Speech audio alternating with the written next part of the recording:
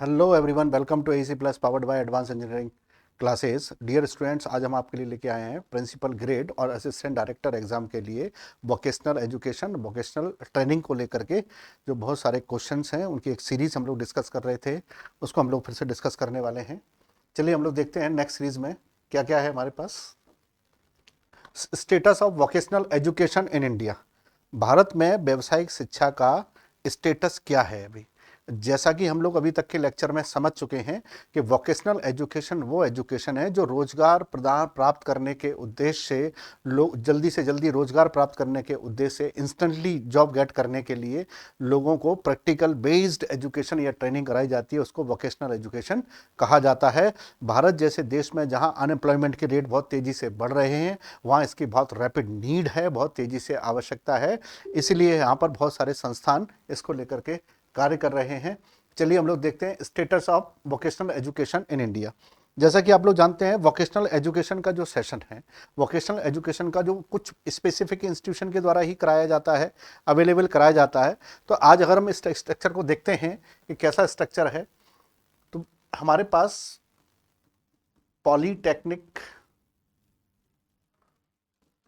Colleges हैं जो vocational education provide कराते हैं, आईआईटीज़ हैं जो वोकेशनल एजुकेशन अवेलेबल कराते हैं, आईआईएम हैं जो वोकेशनल एजुकेशन अवेलेबल कराते हैं, और सबसे छोटे लेवल पर आईटीआईज़ भी एजुकेशन अवेलेबल कराते हैं, और इसके अलावा एनआईटीज़। तो हमारे पास इतने प्रकार के संस्थान हैं जो वोकेशनल और टेक्निकल एजुकेशन, क्योंकि टेक्निकल एजुकेशन कहीं ना कहीं वोकेशनल के मोटिव्स को, ऑब्जेक्टिव्स को पूरा करने का कार्य करती है, इसलिए टेक्निकल और वोकेशनल जो एजुकेशन सेक्टर है ये हमको एक दूसरे से एडजॉइनिंग लगता है। तो पॉलिटेक्निक कॉलेजेस भी यहाँ पर अवेलेबल कराते हैं, आईआईटीज़ भी अवेलेबल कराते हैं, आईआईएम भी एजुकेशन, आईटीआईज़ भी और एनआईटीज़ भी अवेलेबल कराते हैं इस देश में एजुकेशन को।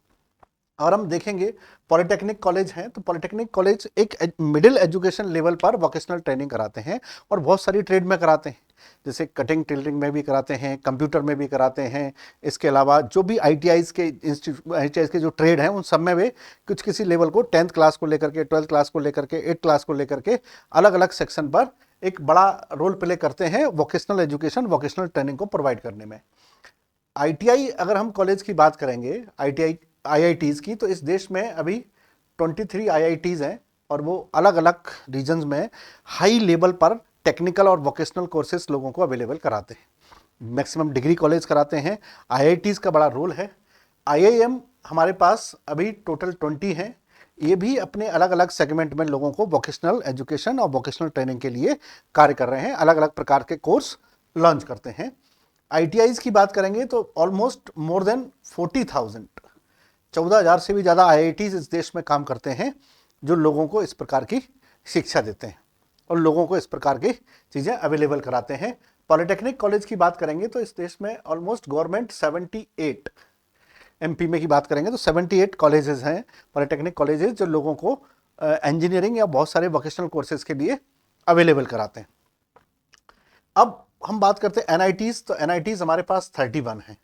तो पहली बात तो ये है कि हमारे देश में वोकेशनल एजुकेशन के लिए जितने इंस्टीट्यूशन की आवश्यकता है वो हमारे पास परिपक्व अवस्था में है और बहुत तेजी से काम भी कर रहे हैं। नए नए आईआईटीज़, नए नए आईआईएम, इनको स्थापित किया जा रहा है। तो इस देश में वोकेशनल एजुकेशन के लिए जो इंस्टीट्यूशंस हैं उनका बड़ा रोल प्ले है। उनको हम लोग पहले समझ लेते हैं थोड़ा सा, कहाँ कहाँ पर कैसे काम करते हैं।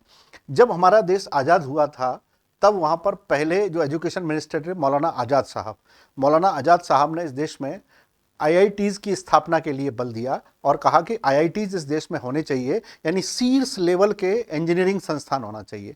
और ये शीर्ष लेवल के इंजीनियरिंग संस्थान है वो इस देश के वोकेशनल टेक्निकल एजुकेशन को बूस्ट देंगे और वहाँ से हम बहुत प्रोफिशिएंट और स्किल्ड लोगों को निकाल पाएंगे जो हमारे डेवलपमेंट प्रोग्राम में हमको हेल्प करेंगे। इसके लिए उन्होंने काम किया और हम देख सकते हैं कि भारत का जो पहला आईआईटी है, पहला आईआईटी खड़गपुर को 1951 में बनाया गया। आईआईटी खड़गपुर देश का पहला आईआईटी है, उसको वहाँ पर घोषित किया गया इंडियन इंस्टीट्यूट ऑफ टेक्नोलॉजी। लेकिन ओल्डेस्ट नहीं है। ओल्डेस्ट की अगर हम बात करेंगे तो ओल्डेस्ट आईआईटी, पहले से बहुत सारे इंजीनियरिंग कॉलेज काम कर रहे थे, उनमें से एक था आईआईटी रुड़की, वो बहुत ओल्डेस्ट कॉलेज है। लेकिन आईआईटी की स्थापना के रूप में बात करेंगे तो आईआईटी खड़गपुर को पहला आईआईटी डिक्लेयर किया गया। आईआईएम की बात करेंगे तो आईआईएम जो पहला बनाया गया वो कलकत्ता आईआईएम को बनाया गया। तो ये तो हो गए इंजीनियरिंग कॉलेज की बात। अब हम इनके बारे में ये देख लेते हैं कि कहाँ कहाँ पर कौन कौन से संस्थान हैं जो हमारे इस टेक्निकल एजुकेशन को, स्टेटस को करते हैं। पहले इसमें थोड़ा और समझ लेते हैं। जैसे अभी हमने देखा कि क्या स्टेटस है हमारे यहाँ पर वोकेशनल एजुकेशन का।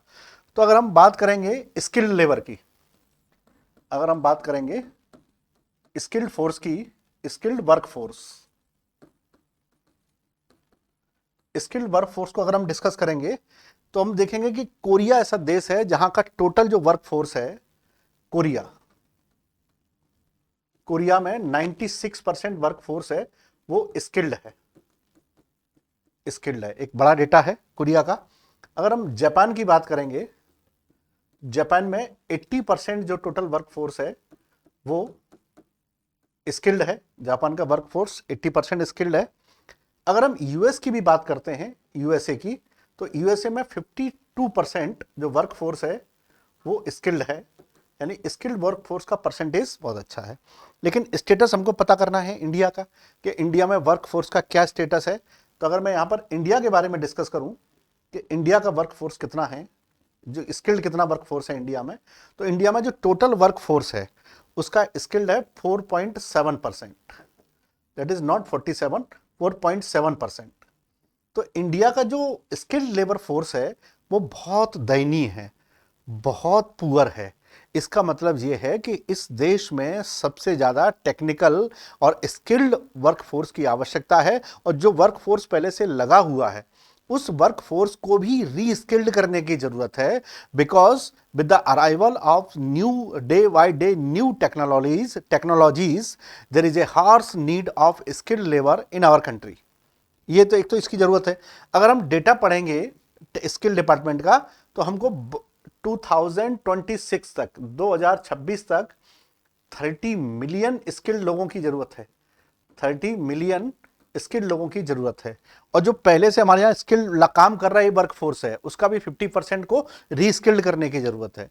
तो याद रखिएगा इस समय वोकेशनल ट्रेनिंग प्रोग्राम्स इस देश के लिए एक बड़े बून सिद्ध होने वाले हैं, क्योंकि ये ना केवल हमारे नॉन स्किल्ड लोगों को स्किल्ड बनाएंगे बल्कि हमारे जो प्रोडक्टिविटी रेट है उसको भी बहुत तेजी से बढ़ा देंगे। तो इसका बड़ा रोल है। अगर हम स्किल इंडिया रिपोर्ट में भी देखेंगे तो स्किल इंडिया रिपोर्ट में इंडिया का स्थान 68 है स्किल में, कि कितने परसेंट लोग यहाँ पर स्किल्ड हैं। तो उसका अगर रेशो देखेंगे तो 68% लोग यहाँ पर स्किल्ड हैं। पहले 68वीं रैंक है इंडिया की, सॉरी 68 रैंक है इंडिया का, और ये रैंक है हमारा, इससे पहले 72 था, हम लोग ड्रॉप हुए हैं -4, तो हमको रैंक मिला है 68। तो अभी 68वीं रैंक है इंडिया की स्किल्ड वर्कफोर्स के मामले में है, जो कि हम लोग डेवलपिंग कंट्रीज में तो ठीक है, लेकिन अगर हम कंपेयर करेंगे डेवलप्ड कंट्रीज से तो हम लोग बहुत पीछे हैं। जैसा कि मैंने बताया 4.7% हमारा वर्कफोर्स ही स्किल्ड है, जबकि डेवलप्ड कंट्रीज में जो 96% तक स्किल्ड है। स्विट्जरलैंड में सबसे ज़्यादा स्किल्ड वर्कफोर्स है हमारे पास वर्ल्ड में, जो कि इस चीज़ को डिस्कस करने के लिए, कंपेयर करने के लिए बहुत ज़रूरी है। तो हमको बहुत तेज़ी से वोकेशनल प्रोग्राम की ज़रूरत है, वोकेशनल इंस्टीट्यूशन की ज़रूरत है जो हमारे नॉन स्किल्ड वर्कफोर्स को स्किल्ड बना सके। तो हम लोग देखते हैं कि कौन कौन से इंस्टीट्यूशन काम कर रहे हैं। जैसे मैंने अभी इंस्टीट्यूशन के बारे में आपके सामने बात किया था, तो पॉलीटेक्निक की बात किया था, आईआईटीज़ के बारे में बात किया था, आईआईएम के बारे में बात किया हूँ, इसके अलावा एनआईटी के बारे में बात किया हूँ, और आईटीआई के बारे में बात किया हूं। इतने इंस्टीट्यूट हमारे यहाँ पर हैं जो यहाँ पर टेक्निकल डेवलपमेंट के लिए कार्य कर रहे हैं। तो चलिए देखते हैं इंस्टीट्यूशन के बारे में। ब्रीफ देखिए, पहला है list of all Indian Institute of technology. ये हमारे देश में आईआईटीज हैं, और ये जो आईआईटीज हैं they are 23 in numbers. 23 IIT हैं जो अलग अलग स्टेट में टेक्निकल अपब्रिंगिंग के लिए, वोकेशनल कोर्सेज, वोकेशनल प्रोग्राम्स और ट्रेनिंग के लिए काम कर रहे हैं, और उस देश को बहुत स्किल्ड लोगों को बहुत तेजी से बहुत टॉप लेवल पर स्किल कर रहे हैं। पहला है आईआईटी खड़गपुर। आईआईटी खड़गपुर 1951 वेस्ट बंगाल, जैसा कि मैंने बताया कि ये सबसे पहला आईआईटी है हमारे यहाँ पर। Next one is IIT Maharashtra, next one IIT Tamil Nadu, IIT Madras जिसको कहते हैं, IIT Kharagpur, IIT Bombay, IIT Madras, IIT Kanpur, IIT Kanpur and IIT Delhi, IIT Guwahati, IIT Roorkee. Roorkee के बारे में देखेंगे तो ये बहुत पुराने इंस्टीट्यूट है। अगर हम इंजीनियरिंग इंस्टीट्यूट की बात करेंगे हिस्टोरिकली तो सबसे पुराना इंस्टीट्यूट है वो आईआईटी रुड़की है, और इसको एक ट्रेनिंग प्रोग्राम के रूप में शुरू किया, बाद में से इंजीनियरिंग कॉलेज और फिर बाद में उसे आईआईटी में कन्वर्ट कर दिया गया। तो अगर हम हिस्टोरिकली देखेंगे सबसे बड़ा पास्ट किसी आईआईटी का है तो वो आईआईटी रुड़की का हमको देखने को मिलेगा। इसके बाद IIT Ropar Punjab, IIT Bhubaneswar Orissa, IIT Gandhinagar Gujarat, और आईआईटी हैदराबाद तेलंगाना, और आईआईटी जोधपुर राजस्थान। ये 12 आईआईटीज हैं, इसमें आपको 2 याद रखनी है, एक जो सबसे पहले बना आईआईटी घोषित की गई और एक वो जो बहुत पुराने इंजीनियरिंग कॉलेज के रूप में कार्य कर रही है। Next one IIT Patna, IIT Indore, IIT Mandi जो हिमाचल प्रदेश में है, आईआईटी बनारस उत्तर प्रदेश, आईआईटी पलक्कड़ केरला में, आईआईटी तिरुपति, आईआईटी धनबाद और IIT Bhilai Chhattisgarh, IIT Dhanbad, IIT Jammu और आईआईटी गोवा। इतने सारे आईआईटी कॉलेज हमारे यहाँ पर काम कर रहे हैं, और जो 23 आईआईटीज हैं वो इस देश में सबसे टॉप लेवल के टेक्निकल और वोकेशनल ट्रेनिंग प्रोग्राम्स को रन करते हैं, और जिसके द्वारा हमारे देश में बहुत तेजी से लोगों को नॉन स्किल्ड से स्किल्ड बनाए जाने का और टेक्निकली ब्रिंगिंग बहुत अच्छी हमारे देश में हो रही है। ये सारे आईआईटीज अलग अलग वोकेशनल और टेक्निकल इंजीनियरिंग सेक्शन में अपने अपने कोर्सेज अवेलेबल कराते हैं और वहाँ पर लोगों को ट्रेन करते हैं। आईआईटीज के अलावा कुछ और इंस्टीट्यूशंस भी हैं जो यहाँ पर बहुत तेजी से काम कर रहे हैं, उनमें है हमारे पास आईआईएम। तो अगर हम आईआईएम की बात करेंगे तो हमारे पास टोटल 23 आईआईएम है। इंडियन इंस्टीट्यूट ऑफ मैनेजमेंट, ये Indian Institute of management IIT की तरह अलग अलग रीजन्स में जाकर के काम करते हैं और अलग अलग रीजन्स में बहुत सारे वोकेशनल और टेक्निकल प्रोग्राम्स को लॉन्च करते हैं, और इन्हीं आईआईएम की सहायता से इस देश में वोकेशनल और जो स्किल नीड है उसको बहुत तेजी से पूरा किया जा रहा है आईआईटी के साथ मिलकर के। तो आईआईएम का डिजिट आपको याद रखना है, आईआईएम का, इसमें थोड़ी सी ब्रीफ इंफॉर्मेशन भी है। Indian Institute of Management Ahmedabad, IIM Ahmedabad, it was set up in 1961। ये 1961 में सेटअप किया गया आईआईएम अहमदाबाद। और इसमें याद रखेंगे इसके हमारे 3 ग्रुप हैं। एक फर्स्ट स्टेज पर बनाए गए 7 आईआईएम हैं, सेकंड स्टेज पर बनाए गए 6 आईआईएम हैं, और उसके बाद न्यू आईआईएम जो नए बनाए गए हैं वो भी 7 हैं। तो टोटल हमारे पास कितने हैं? 20 हैं, 20 आईआईएम है, सॉरी, हमारे पास आईआईएम की संख्या 20 है, 20 आईआईएम है हमारे पास। ठीक है, देखते हैं इनको। जैसे मैंने बताया कि IIM Ahmedabad, next one IIM Bangalore 1973 का है, आईआईएम बेंगलोर याद रखिएगा। बेसिकली आपको ये भी याद रखना है कि कौन से शहर में आईआईएम है कौन से में नहीं है, क्योंकि जनरल कन्फ्यूजन होता है आईआईटी और आईआईएम के बीच में। तो इसको थोड़ा सा ध्यान से लिस्ट बना करके याद करिएगा ताकि आपको पता रहे कि कौन से स्टेट में आईआईएम है, कौन से स्टेट में आईआईटीज है, और कौन से शहर में आईआईटी है, कौन कौन से शहर में आईआईएम है। एक ही ऐसा शहर है इंडिया का जहां आईआईटी आईआईएम दोनों हैं, वो आपके मध्य प्रदेश का ही है, जिसका नाम है इंदौर। इंदौर में आईआईटी और आईआईएम दोनों ही हैं। फिर आईआईएम कैलकाटा, ये बनाया गया 1961 में, और यही इस देश का फर्स्ट आईआईएम है, फर्स्ट आईआईएम, और फर्स्ट आईआईटी खड़गपुर था। Indian Institute of management IIM Lucknow है, लखनऊ 1984 में बनाया गया प्रोग्राम है, और ये बहुत सारे ग्रेजुएट पोस्ट ग्रेजुएट प्रोग्राम को लॉन्च करता है। इसके अलावा आईआईएम इंदौर है, जैसा मैंने इसके बारे में बताया कि ये 1996 में बनाया गया, और इंदौर ही एकमात्र ऐसा शहर है जहां आईआईटी और आईआईएम दोनों ही इंस्टीट्यूशन कार्य करते हैं। Next one is Indian Institute of management Kozhikode, Kozhikode यानी केरला में है, और 1997 में इसको बनाया गया। तो ये इसमें केवल एस्टेब्लिशमेंट ईयर और उसका लोकेशन याद रखना है कि कौन कौन से कहाँ पर हैं, तो ये आपको पता होना चाहिए। ठीक, ऐसे ही नेक्स्ट इंस्टीट्यूट है जिसकी हम लोग बात कर रहे हैं, आईआईएम शिलोंग। तो आईआईएम शिलोंग आप जानते ही हैं, इसको Rajiv Gandhi Indian Institute of Management RGIM has commenced academic session, इसको राजीव गांधी आईआईएम के नाम से भी जाना जाता है। ये हमारे 7 हो गए जो फर्स्ट वाले हैं। अब आते हैं सेकंड जनरेशन के। जो फर्स्ट जनरेशन में केवल 7 बनाए गए थे, अब आएंगे हमारे पास सेकंड जनरेशन वाले। सेकंड जनरेशन में जो हमारे पास आईआईएम बनाए गए थे उनकी संख्या 6 थी। सेकंड जनरेशन में जो बनाए गए थे उनकी संख्या 6 थी। चलो देखते हैं सेकंड जनरेशन में कौन कौन से बनाए गए। Indian Institute of Ranchi management, Ranchi, IIM Ranchi, ये सेकंड जनरेशन का है। तिरुचिरापल्ली सेकंड जनरेशन का है। नेक्स्ट काशीपुरी सेकंड जनरेशन का है। उदयपुर सेकंड जनरेशन का है। तो इस जनरेशन में भी हमारे पास 6 प्रकार के इंस्टीट्यूट हैं जो उसमें, हाँ, आईआईएम रोहतक भी है और आईआईएम रायपुर भी है। तो रोहतक, रायपुर, इसके अलावा रांची, तिरुचिरापल्ली और काशीपुरी और उदयपुर, ये हमारे पास जो बनाए गए हैं 6 हमारे पास सेकेंड जनरेशन के आईआईएम हैं। और इनके अलावा हमारे पास कुछ न्यू आईआईएम भी हैं जिनकी हम लोग बात करेंगे। आईआईएम अमृतसर, ये न्यू है। इसके अलावा बोध गया, जम्मू, नागपुर, संभलपुर, सिरमौर और विशाखापट्टनम, ये न्यू जनरेशन के हैं। तो इनको आप लोग थोड़ा सा याद रखिएगा कि किन किन स्थानों पर आईआईएम की नई जनरेशन एस्टेब्लिश की गई है, नई जनरेशन के आईआईएम को वहां पर स्थापित किया गया है। तो ये थे आईआईएम जिनकी संख्या है 20 और वो थे आईआईटीज जिनकी संख्या है हमारे पास आईआईटीज 23 है। और ये हमारे देश में काम कर रहे हैं किस बात को लेकर के कि वोकेशनल और टेक्निकल प्रोग्राम्स को इस देश में ला सकें, बहुत तेजी से skilled labour force, skilled force को हमारे देश में बढ़ा सकें। तो स्किल्ड वर्कफोर्स अगर देश में बढ़ेगा तो जैसा कि आपको पता है कि हमको कितनी हार्श नीड है स्किल्ड वर्कफोर्स की, और डेवलप्ड कंट्रीज में हम लोग कितने पिछड़े हुए हैं स्किल्ड वर्कफोर्स के मामले में। इसके पिछड़े हुए के 2-3 कारण और भी कारण हैं। जैसे एक तो हमारे यहाँ पर बहुत सारे टेक्निकल अपब्रिंगिंग है, स्किल्ड वर्कफोर्स प्रोड्यूस किया जा रहा है, लेकिन हमारे यहाँ पर ब्रेन ड्रेन भी होता है, यानी यहाँ से स्किल्ड होकर के बहुत सारे लोग आउट ऑफ इंडिया भी काम करते हैं।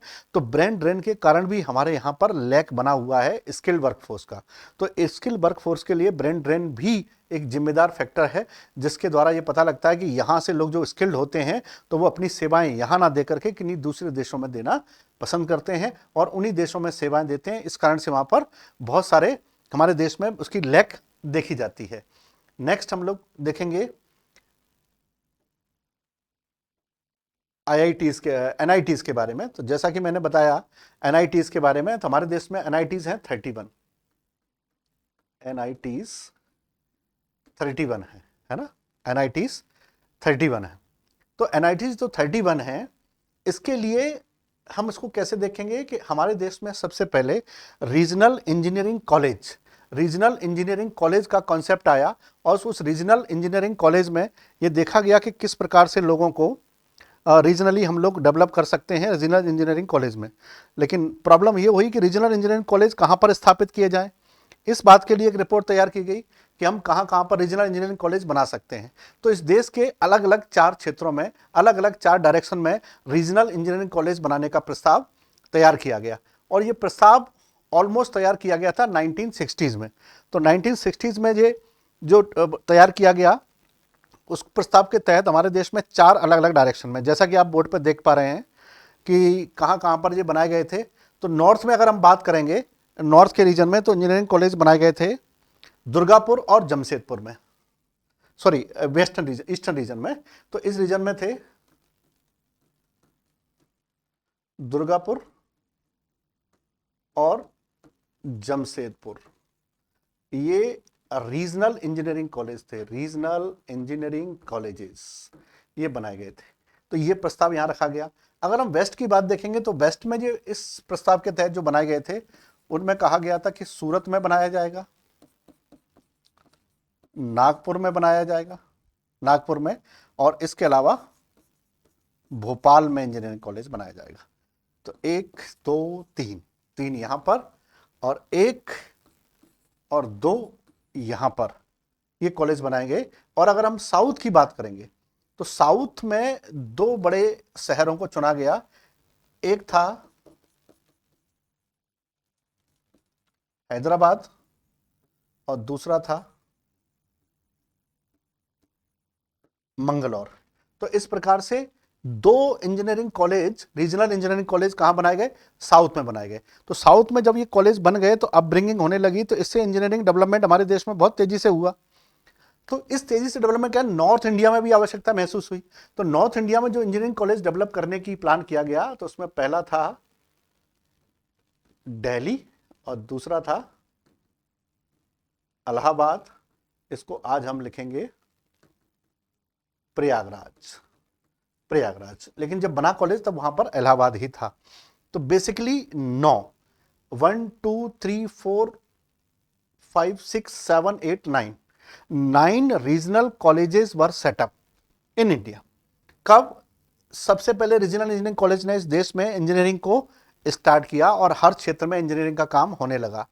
मुरली मनोहर जोशी, जो 2002 में इंडिया के मिनिस्टर, एचआरडी मिनिस्टर थे, ह्यूमन रिसोर्स डेवलपमेंट मिनिस्ट्री थी, जिसे आज हम लोग एजुकेशन मिनिस्ट्री के नाम से जानते हैं। उन्होंने एक सुझाव दिया कि इन सारे एनआईटीज को, सारे के सारे रीजनल कॉलेज को हम लोग एनआईटीज में कन्वर्ट कर दिया जाए।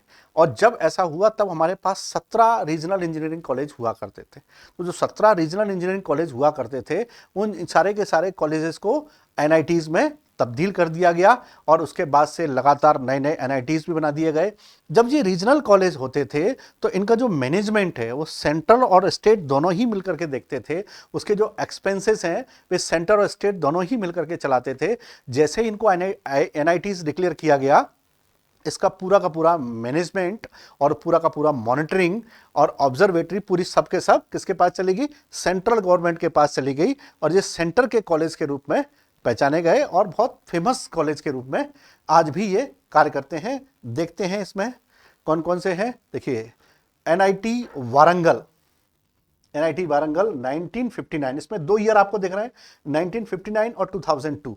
इसका मतलब है कि 1959 में इसका एस्टेब्लिशमेंट ईयर है और 2002 में इसको एनआईटी डिक्लेयर किया गया है। तो ये एज एन एनआईटी जी बना है 2002 में, और as a regional engineering college ये काम कर रहा है 1959 से इसको काम कर रहा है। ऐसे ही आप देखेंगे एनआईटी भोपाल 1960 और 2002 में इसको एनआईटी डिक्लेयर किया गया और काम कर रहा है 1960 से। इसको मैनेट के नाम से जानते हैं, Maulana Azad, Maulana Azad national institute of technology के नाम से इसको जानते हैं। ऐसे ही 1960 में आईआईटी नागपुर, और इसका 2002 में इसको क्या बना दिया गया, उसके बाद ये बन गया एनआईटी। ऐसे ही 1960 का दुर्गापुर भी है, जमशेदपुर भी है, कर्नाटका भी है और श्रीनगर भी है, और इनको क्या बना दिया गया आगे चल करके 2002 में आईआईटी में, एनआईटी में कन्वर्ट किया। तो ये सब एक साथ हुए हैं, Prayagraj Uttar Pradesh, Surat, Kozhikode, Rourkela and Rajasthan. Apart from this आप देखेंगे कुछ बाद में भी बनाए गए, ये एक साथ डिक्लेयर किए गए हैं। जैसा कि मैंने आपको बताया था कि 2002 में मुरली मनोहर जोशी ने ये प्रपोजल रखा था। उसके बाद एनआईटी पटना, ये भी 2004 में डिक्लेयर कर दिया गया, और 2005 में हुआ एनआईटी रायपुर में जो छत्तीसगढ़ में है, और इसके साथ अगरतला, इसको भी बनाया गया 2006 में। और 2010 में कुछ नए एनआईटीज डिक्लेयर किए गए जो एकदम न्यू जनरेशन के आईआईटीज थे। उनमें था एनआईटी अरुणाचल प्रदेश, जिसको 2010 में बनाया गया, एनआईटी दिल्ली, एनआईटी गोवा और एनआईटी मणिपुर। ये 4 ऐसे एनआईटी थे जो न्यू जनरेशन के बनाए गए। इनका काम यही था कि हम आईआईटीज और आईआईएम के साथ मिलकर के इस देश में वोकेशनल और टेक्निकल एजुकेशन की जो अपब्रिंगिंग है, उसके जो कोर्सेज हैं, उनको बहुत प्रोफिशिएंटली रन कर सकें, एक बड़ा टेक्निकल डेवलपमेंट इस देश के लिए तैयार कर सकें। ये हमको इस देश में करने का काम आईएनआईटीज ने करने का शुरू किया। इसके अलावा 2010 में ही हमको मिले NIT Shillong, NIT Aizawl, NIT Nagaland, NIT Karaikal, NIT रंगला, एनआईटी श्रीनगर और एनआईटी आंध्र प्रदेश। अब आप देखेंगे सबसे लेटेस्ट एनआईटी कौन सा है, एनआईटी आंध्र प्रदेश, जो ताडपलिंगम में लगाया गया है, ताडपलिंगम में। तो एक तो आपको बेसिकली यही याद रखना है कि कहाँ पर एनआईटीज है, कहाँ पर आईआईटीज है, कहाँ पर आईआईएम है।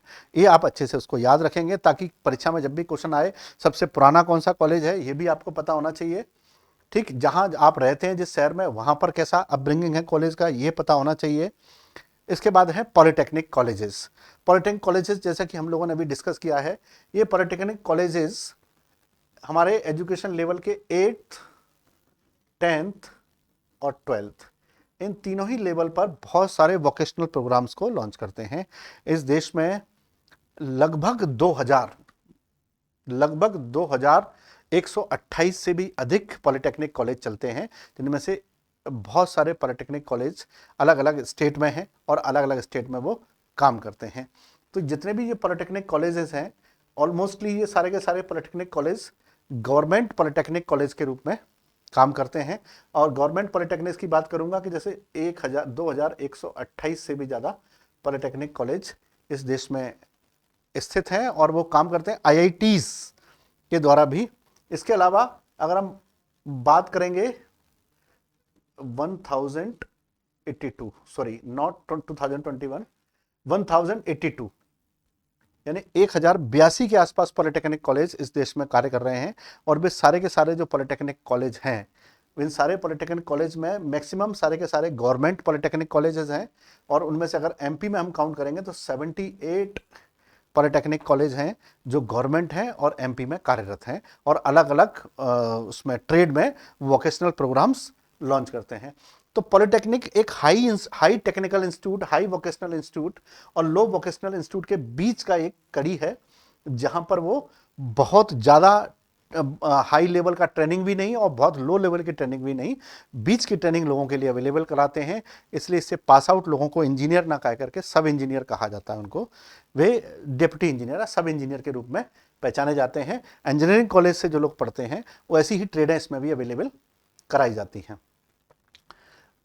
इंडिया में वोकेशनल इंस्टीट्यूशन की स्टेट को देखेंगे, जैसे आईआईटीज हैं, तो आईआईटीज इस देश में मैंने बताया कि लगभग 10,000 से भी ज़्यादा आईआईटीज इस देश में काम करती हैं।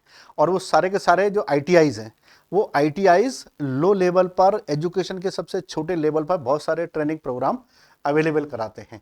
उनमें सबसे फेमस हैं, जैसे कि हम लोग कहते हैं कंप्यूटर, कोपा कंप्यूटर प्रोग्राम के लिए आईटीआईज हैं। इसके अलावा फिटर के लिए आईआईटीज अवेलेबल कराते हैं कोर्स, वेल्डर के लिए अवेलेबल कराते हैं। इसके अलावा कटिंग और टेलरिंग के लिए भी अवेलेबल कराते हैं। There are so many types of courses which are available. Electrician का कोर्स भी आईआईटी से कर सकते हैं। तो बहुत छोटे लेवल पर कम एजुकेटेड लोगों को वोकेशनली स्किल्ड बना करके आईआईटीज उनको जॉब प्रोवाइड करने के लिए तैयार करते हैं। और इसीलिए इस देश में कहीं ना कहीं लोग जो जॉब ले रहे हैं टेक्निकली, किसी डिपार्टमेंट में टेक्निकली पोस्ट उन्होंने ली है, तो इसका मतलब ये है कि उनके पास आईआईटीज के स्किल्ड प्रोग्राम के सर्टिफिकेट्स हैं। आईआईटी का जो स्किल्ड लेवल है, इस कारण से ही उनको ये जॉब मिल पा रही है। यही उसका एक सबसे बड़ा फायदा है आईआईटीज का। अगर हम एमपी की बात करेंगे तो एमपी में एनआईटी की अगर हम बात करें तो केवल एक एनआईटी है, भोपाल। अगर हम बात करेंगे आईआईटी तो एमपी में एक ही है, जो कि है इंदौर में। अगर हम बात करेंगे आईआईएम तो एमपी में एक ही है, जो कि है इंदौर में कार्य करती है। अगर हम बात करेंगे पॉलिटेक्निक कॉलेज की